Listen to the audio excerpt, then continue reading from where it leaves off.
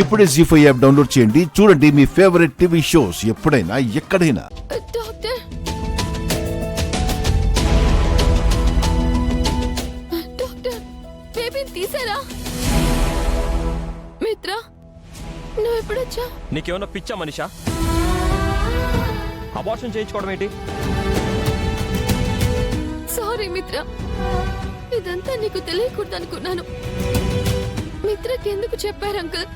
చెప్పొద్దని చెప్పాను కదా. నిన్ను చంపుకోలేక మిత్రకి ఫోన్ చేశాను మనీషా. మిత్ర వస్తే నువ్వు బ్రతుకుతావనే ఆశతో చేశాను. నీ విషయంలో నిర్ణయం తీసుకోవాల్సింది మిత్రనే కదా. మిత్రని ఇబ్బంది పెట్టద్దని చెప్పాను కదా అంకుల్. పాపం మిత్ర ఇప్పటికే తన ఫ్యామిలీ ముందు తల వంచుకున్నాడు. నా వల్ల ఎవరికి మొహం చూపించలేకపోతున్నాను. రేపు ఈ విషయం మీడియాకి తెలిస్తే నందన్ ఫ్యామిలీ పరువు పోతుంది. అందుకని అబార్షన్ చేయించుకోవాలనుకుంటున్నావా? నీకేమన్నా అయితే? నాకు నాకంటే నువ్వు ముఖ్యం మిత్ర. నీ పేరు, పరువు, గౌరవం ముఖ్యం. మనం ప్రేమించుకున్నాం, పెళ్లి చేసుకోవాలి అనుకున్నాం. కానీ అనుకున్నవన్నీ జరగవు కదా. నా వల్ల నువ్వు తలదించుకోకూడదు మిత్ర. లక్ష్మి సఫర్ అవ్వకూడదు.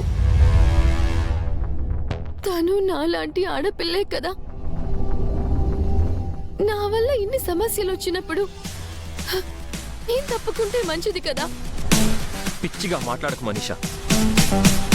మన ప్రాబ్లంకి ఇది సొల్యూషన్ కాదు. ఇది తప్ప వేరే సొల్యూషన్ లేదు మిత్ర.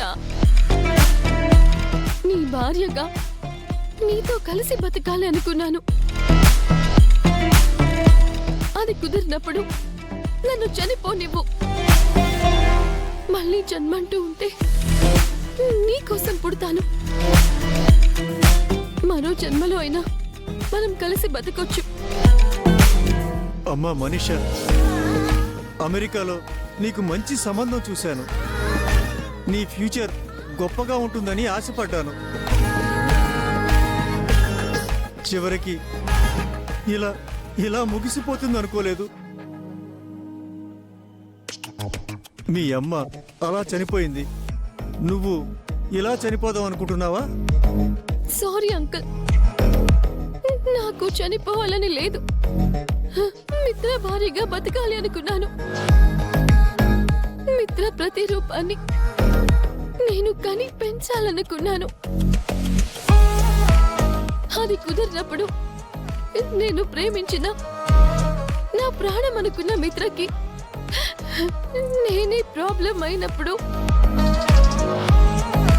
నా జీవితాన్ని ముగించడమే బెటర్ అంకుల్.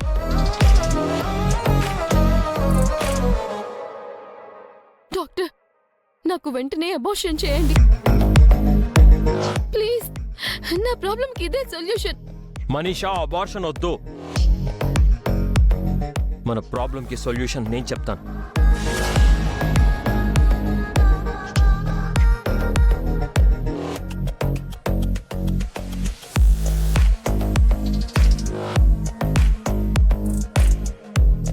జీ5 యాప్ డౌన్లోడ్ చేసి అన్ని ఎపిసోడ్స్ పూర్తి ఉచితంగా చూడండి.